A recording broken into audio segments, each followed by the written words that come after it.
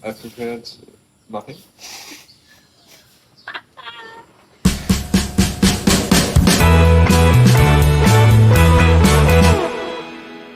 I'm Kira.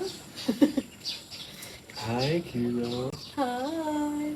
Well, I wanted to travel specifically to Australia or New Zealand for a very long time and made excuse after excuse that there was never the right time. And then I finally just decided, like, there's never going to be a right time, so now works. And I just picked up and left and went to New Zealand. And in beautiful Kare Kare, I met you. And then we've been traveling together since all over New Zealand. And then decided to see how we like Indonesia on our way back to the US. How do you like Indonesia? I really like it. I think that the lifestyle is really nice and relaxed. I think that um, I fare quite well in the warm weather with the access to the swimming and ocean all the time. Yeah. By the way, the ocean is like 20 meters that way. Yeah, it definitely suits me. I think my one disappointment so far is the extensive trash. Just because I feel like the nature is so beautiful, and even in like the city, like in Bali, like in Denspar area, it's that you could see monkeys and elephants and all these things, but it's like they have such an abundance of wildlife and beautiful like nature to see, but then it just sucks to be able to like see all that and even have that so close to your cities or in your cities, Yeah. and then have like trash everywhere. Yeah, I haven't seen one bin, like not like in some private bins from like restaurants and shit, but It's hard to find a bin. Yeah. like we were like walking most of the time, Dentisa and Ubud, and nothing. Yeah. And I feel there's like nothing that is very cool disposing of the trash, and it's just putting up somewhere in the ditch or in the ground, which is sad.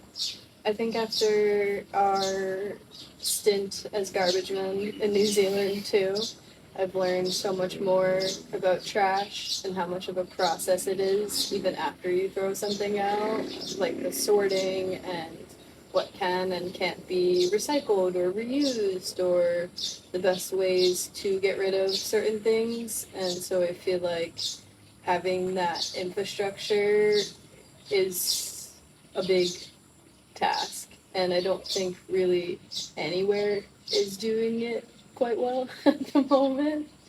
I mean, maybe I need to educate myself on it a little bit more, but it feels like even if you have the infrastructure for it, that most people don't even know what they can or can't throw out in a rubbish bin versus a recycle bin. And even if they do know, it's like if you're at a festival or you're just out and about, if it's easiest to just throw it in a bag here or in a bin there, you just will, because it's easier to just throw it out than hang on to it until you find the proper recycling can or a compost or whatever. I think New Zealand does do quite a good job. Like even in the office buildings, there was compost and recycling and rubbish and like a lot of different separators, but I think it takes a lot of education as well as infrastructure, and I just don't think a lot of places have that.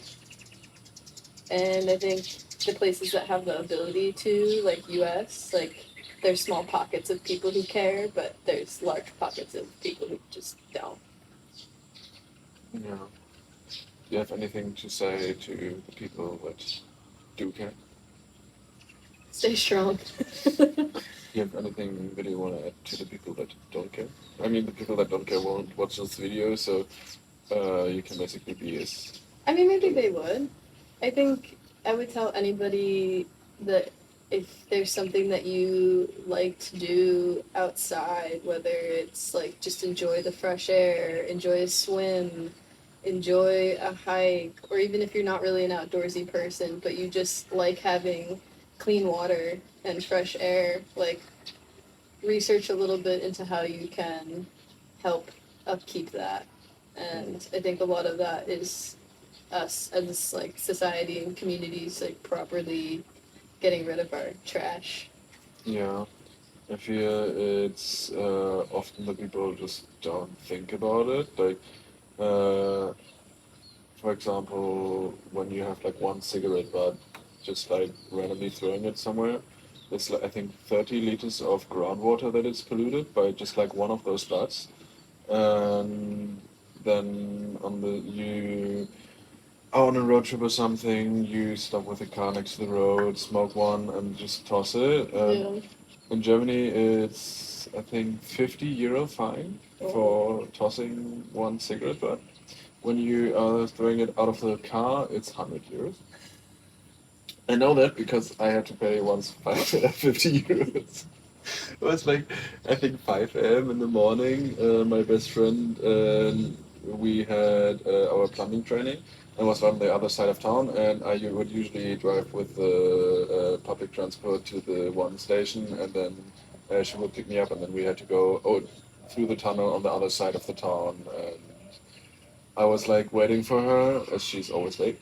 And then I threw my cigarette butt like on the ground, but it's like like pavement, like just bad for the city image and shit.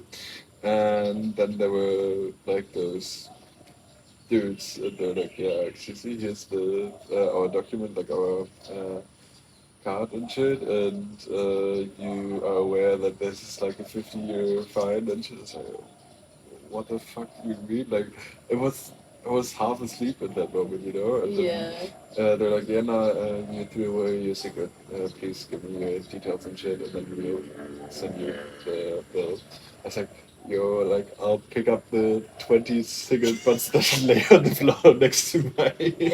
Like everyone that you pick up, they like deduct from your bill. But yeah, no, sadly, I did pick up mine, even if it did not help anyone. But yeah, since then I know how much it costs, and then I got a little bit into it, and then it's like pretty much beyond the fine, how much it costs the environment and the world around you. But I mean, I wasn't aware about any of that, and I think most people are just not aware how damaging just this tiny piece can be. Yeah. I mean, I think in general, beyond trash, it's hard to be aware of everything. Like, we just have such an influx of information constantly, and it's like you need to know.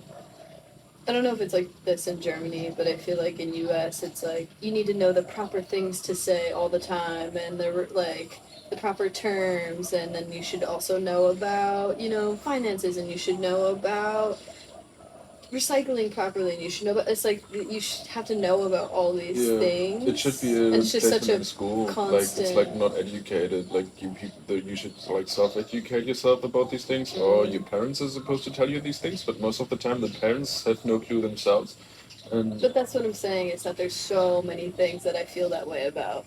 Like media literacy or politics. It's like I can see how for a lot of people it's very overwhelming, and it's so much easier to throw the cigarette butt, or like not recycle the water bottle, or not even get a reusable water bottle because it's just easier to, do what you're used to, what you're comfortable with, because we already have such a influx of information coming at us all the time, and things that we're supposed to know or supposed to do, and it can be very overwhelming, and especially if you don't have the privilege or the opportunity and time to like educate yourself because you're just trying to get by. Yeah. It's a lot. Yeah, it would be cool if you could just like pop up with a solution for all of that, but then we would be rich. I mean, the one thing that could be done and changed is change the education system, but for that, the system itself needs to change, or at least acknowledge that something is wrong. But every time that something is mentioned, that something is wrong with the education system, yeah, but look how bad the people have it, da da da. Like, that's usually always the excuse that is coming, or not even It's an worse excuse, elsewhere, like, so it's working just fine. yeah. I mean, It's working well enough. that were always the terms that I heard from my trainers as a climber. Like, we've always done it like that, or it's just the way it is. It's like, yeah, but that's like antique. That's like 20 years ago when like we evolved, we develop new things, and especially in the modern time, development is just exponential. Like the way when we started with computers, they were like big as houses, and Even now phones, like it's a like, brick. yeah, and now like our mobile phones are have more They're CPU. mini computers in the Yeah, palm of our hand. it's like a miracle, but most of us are addicted to it, and you don't use it as a tool. It's like, oh, that's a whole different topic. But We can. There's no rules here. yeah, I think we're hopping, popping from one thing to the next. Poppin'. Mm. Pop, lock, and drop it. Pop, lock, and drop it. Was that song popular for you when you were like in middle school? I don't think I even know that this song exists. Oh, it's this song that's like pop, lock, and drop it. Pop, lock, and drop it. And there's a little dance that you do with it. Yeah, no. Pop, lock, and drop it. No? Maybe if you would do the dance, I would like remember. Do you know still know the dance? Like, can you? I just demonstrated a seated version. Oh, no, no, I didn't see it. I'll insert a clip later. Pop, lock, and drop it. Pop, lock, and drop it. Pop, lock, and drop it. Pop, lock, and drop it. But no, I have no idea. No. But I mean, you're so much older than me that A year and a half is not that long. back in the day, you know, Back in the day.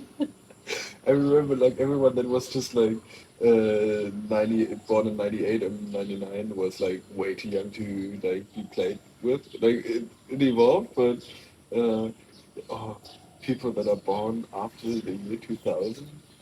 That's a different world entirely. I It's feel like, like wow. we're speaking a different language. But I also get it, like things change so rapidly between the end of the 90s and the early 2000s. Mm. I have a friend who always tells me, like, the world wasn't ready for the internet. We all got access to it way too quickly, and he believes that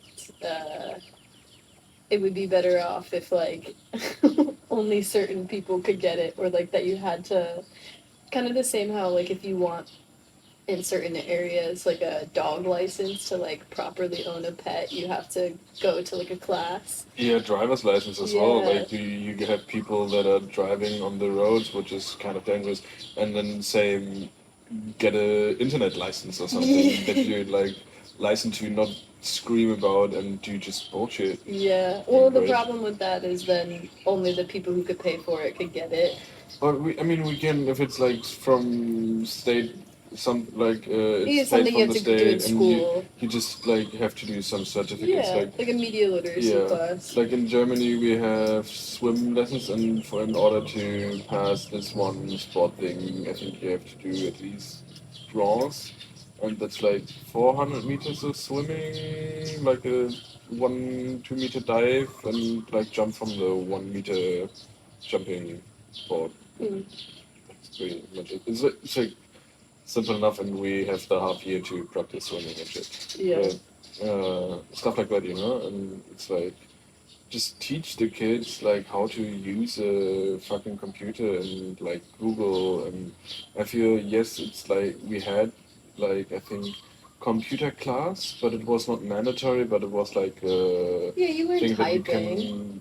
Yeah, now also you were allowed to choose them, because I never really felt like technology. I never did it, I did like crafting with woodwork and metalwork and like the cool stuff that interested me, but like computers, I don't want to know that shit.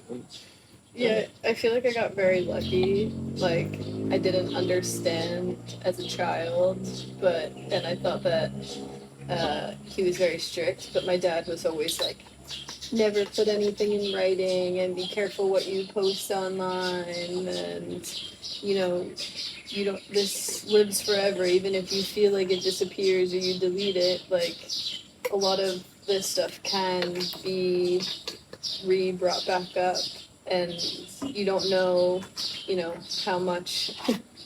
A smiley? It's money. Mm, There were 4 of these things in there. yeah. Yum yum. But yeah, you don't know how much will change, or how much what you put out there could come back to haunt you, even with texts. Like, not putting anything that you might regret in writing, because then someone says, oh, well, Kira said this, and it's like, if even a month later, a week later, a couple hours later, you no longer feel that way and you regret saying it, it's like, well, it's too late. It's already set in stone somewhere that you said that, and that, like, I don't know, can be really hurtful or even damaging. I mean, people get canceled for shit like that all the time, like tweets that they put out in 2015 when they were like 13 years old, or like random shit like that. Oh, but that's Generation Z. That's just. No, but some of it, like. Oh, I mean, that's what I really like about the new scary movie. That they just don't give a shit. It's like people have just got too sensitive nowadays, in my opinion. Like, just fucking deal with it. If it's triggering you, it's a you problem. It's not a problem of the. Yeah, sometimes content should be. They should also think about, okay, what am I putting out there? But you have the choice to not be bothered by it. You have the choice to watch the movie or not, and everyone feels so entitled to like give their opinion. Same with people that like because they posted a random ass thing when they were like 13 years old, and now they get hate for that. Like, yeah, it's like I feel the internet is just a pool for people to let out their stupidity and hatred, and it just grows and festers. It's all a lot of like morality policing, right? Like, it's really easy to sit behind a screen or even sit face to face with somebody and be like, oh, well, that like doesn't fit, that's not right, and to just judge them. But then behind closed doors, or like with your friends that you feel comfortable with, you might, do something similar, but because it's a safe space, it's like, if you're gonna start policing other people for certain things, then you need to also walk the walk. Like, you can't just talk the talk. And I feel like a lot of people like to just police the way things look and not actually investigate how they are. Because that takes time and energy, and it takes a willingness to be uncomfortable maybe for a moment, or to not understand, or to ask questions. And I think a lot of people would rather just stand on their high horse and be like, well, no, that's not right, and I know what's best, and da da da. And it's like, well, you don't even know the context half the time. Yeah. Well, I feel what you said about comfort and discomfort. It's nowadays time everyone wants to feel comfort non-stop. And as soon as something shifts into discomfort, it's like bad or they can't handle it. And I mean, that we have this constant living in comfort is something very special and unique to our time. Like, I mean, just 50, 60 years ago, our parents or grandparents' time, they had not all the time electricity. They were not able to every time go to the supermarket, eat whatever the fuck they want. Order DoorDash, order Uber Eats, like a ride at your hands, food at your hands, fucking products at your hands if you want it. Yeah. Like, it's crazy. I feel with nowadays society became just so lazy and comfort pleasing. It's like yes, electricity is great, but it's also disconnecting us from our natural rhythm, like that we have no daytime. It's like you said when you had all the night shifts during the hospital time. Me when I was working on the festivals and the concerts and was working until 2, 3 a.m. in the night. You're so disconnected with your inner self, and when you do that for a long enough period, you are just fucking miserable. And just because you miss the sunlight, and it's like those simple things that we don't appreciate anymore. We block the sun off with the UV whatever sunscreen and Oh, let's not get sunglasses. into the sunscreen thing.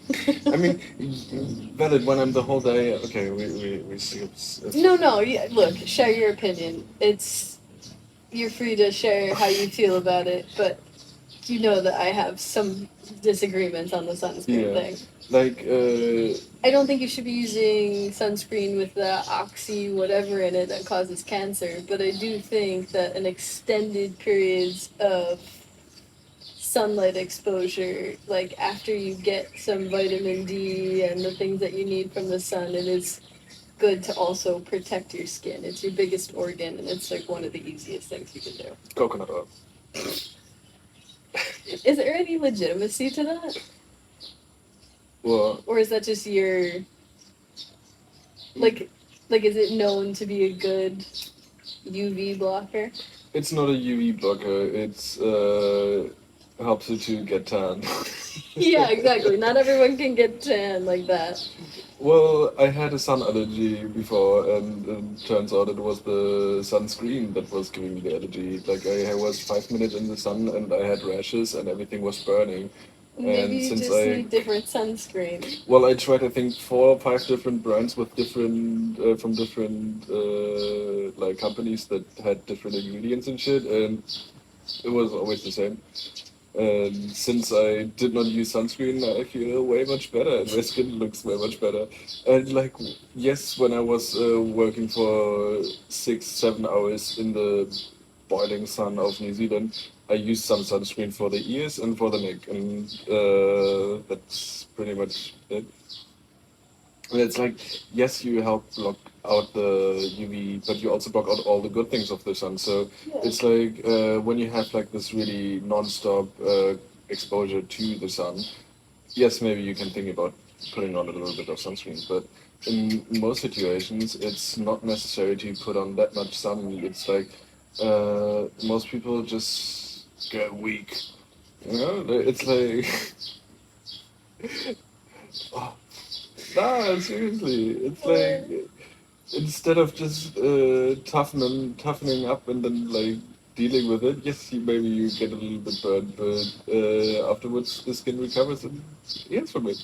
I'm gonna do a little bit of sunscreen research, and then I'll get back to you with a more formulated opinion on it. Yes, please. But I did want to ask, since we were talking about like things that make, or getting out of your comfort zone, or Mhm. being uncomfortable, or doing something that scares you.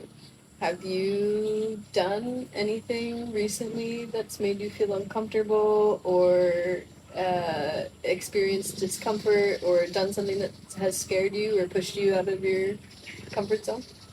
Mm, I feel it was not discomfort, but getting the scooter and riding with the scooter with you on the back and like bottles and shit between us. That was definitely getting out of the comfort zone. Yeah. um, You a good driver, my friend?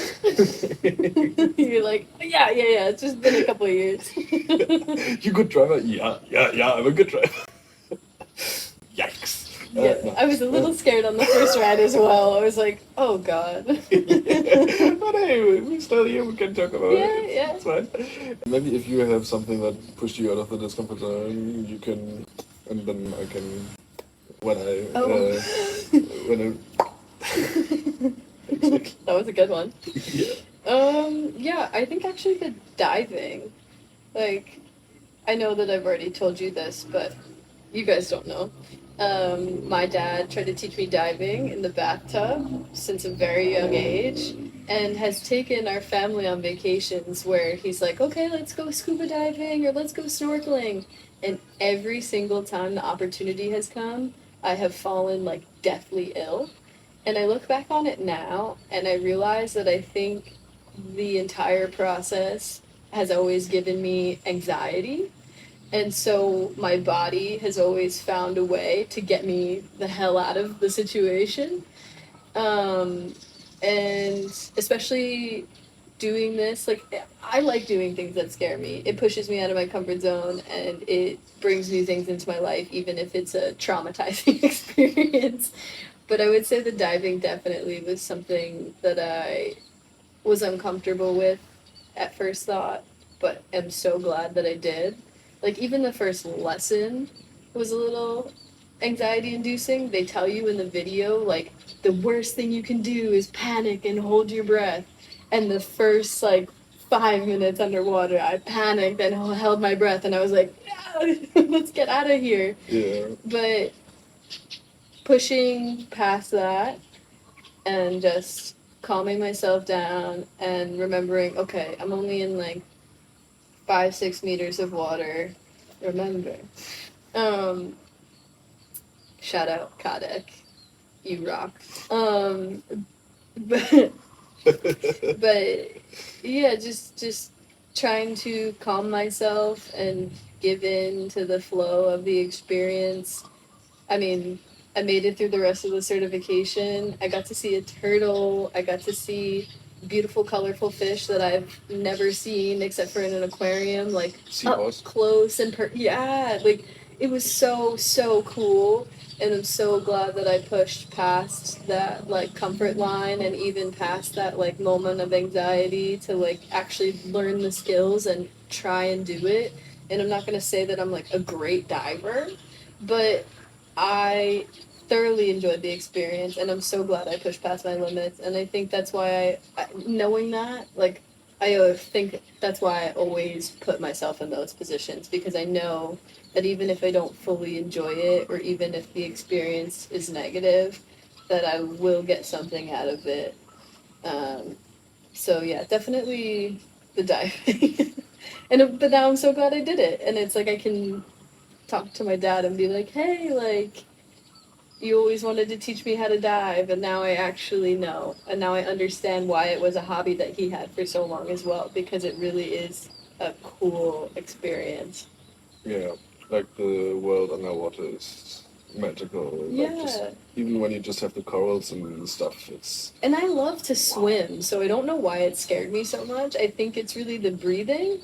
And then I'm also weirdly, like, I love the ocean and I love swimming and I mean, just being in the water in general.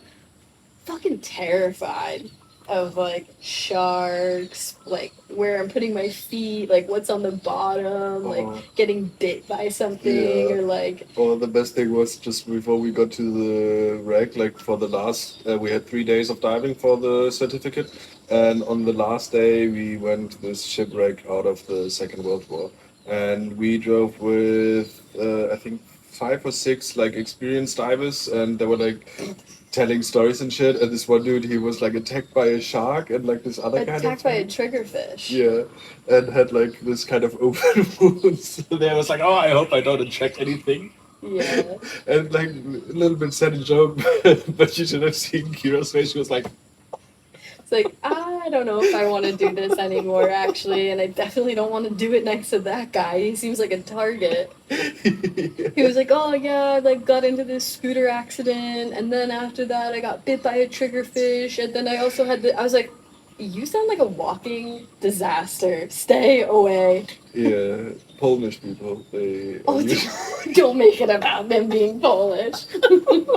Oh, well, they are a little bit crazy most of the time. I think we're Like, all a little bit crazy. Yeah, we're definitely a little, not a little bit. My we're favorite nice. thing Yeah. was when we were at Moke Lake and we were talking to that guy Ollie, and he was obviously a little trashed, and we were also a little bit knackered, and he was like, oh, so how'd you guys meet?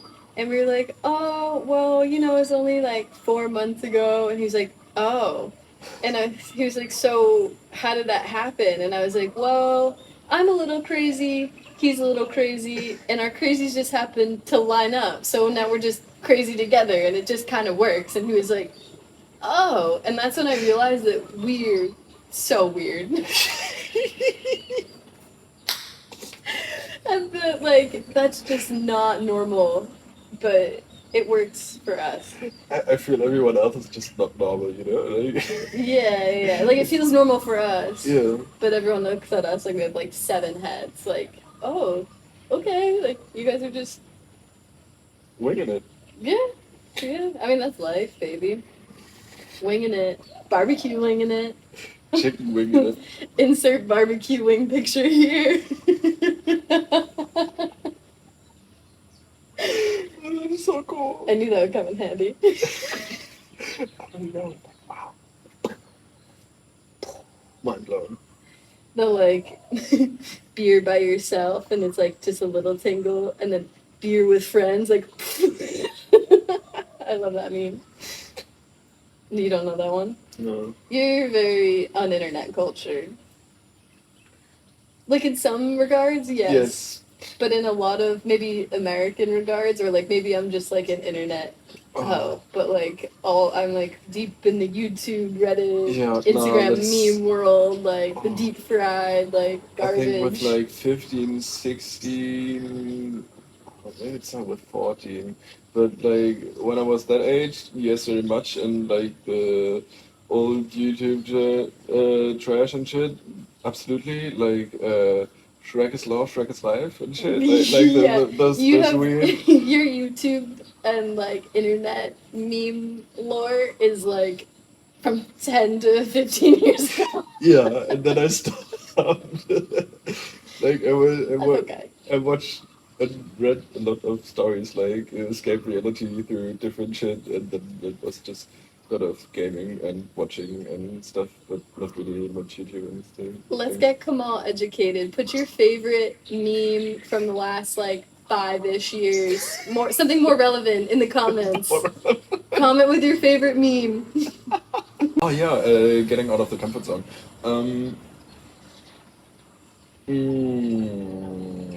I feel like this. Well, yeah, it's like I kind of like it, talking and shit, but it's like to really get to the in front of the camera to start talking to, then especially like edit this thing and post it, and then see what happens. It's like I like to say that I don't give a shit about the opinion of others, but when you do something like this, you basically rely on the opinion of others, and it's a fine line that we are walking, especially when I just blurt out some opinions of mine that are not too conventional, and it's like, well, it's not really like I give a shit, but I kind of give a shit. Yeah, you know? No, I get it. I like made that one of those first videos of talking about the news or news articles that I had read that I found interesting, and this guy commented on it and was like, I have never heard someone who knows less about peptides talk about peptides, and it's like, yeah, obviously I don't know everything about peptides, but I found the article interesting. I thought it was interesting to talk about. But reading that comment for a moment did shake my self-confidence, and I was like, oh my gosh, people think I'm dumb. And then I kind of realized, like, people are gonna think you're dumb, ugly, whatever the fuck anyway, so it's just like, yeah. At least I got his attention. Enough for him to comment. Yeah, didn't you even say in the video, like, I have not that much knowledge about peptides, and I just read this article, and this is like, I tried to sum up this article? Well, because I wanted to know about the trends. Like, I feel like that's becoming a really popular thing. Like, it started in the bodybuilder community, and then has just, like, bubbled out into the looks maxing community. Shout out clavicular. You don't know about clavicular. Maybe we'll do some like education videos, like internet education. But yeah, the looks maxing.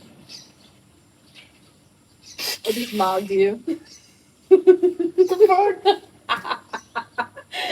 But it's infected its way into like TikTok and this younger generation, and I just was curious about, you know, what is it actually doing for people? Is it helping? Is it healthy?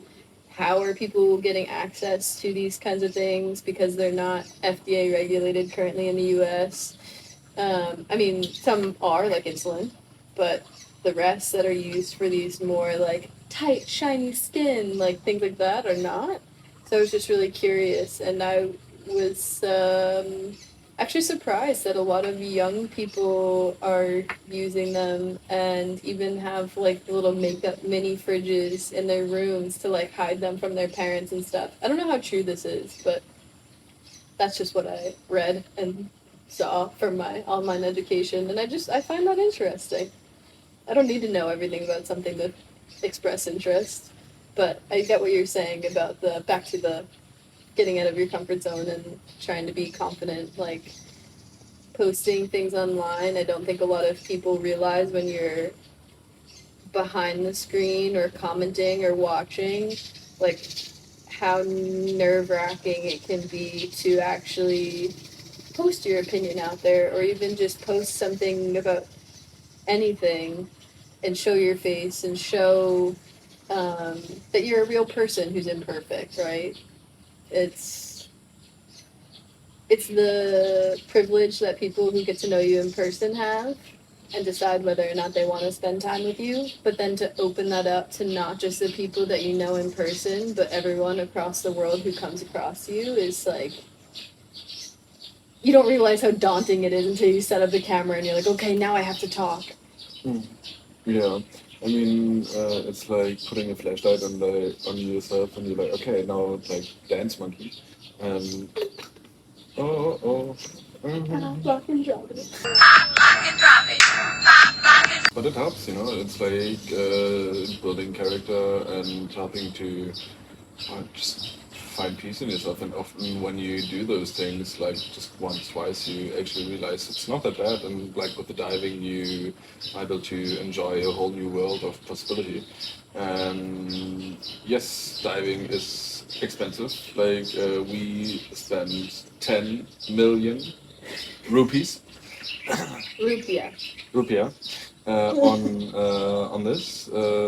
Still $600, which is still a lot of money. But if you compare to other things, it's still pretty cheap. I feel it's hard to always make this calculation, but it helps to ease the mind. But my point is, it's worth it to get out of the comfort zone and push through, and then actually find yourself amazed and enjoy these things. Same with the scooter. Like in the end, I really enjoyed driving with the scooter up and down the road. Get out of the comfort zone. Thank you. Good day, sir. I say good day. Okay. Well, stay curious, stay grounded, and stay true to who you are.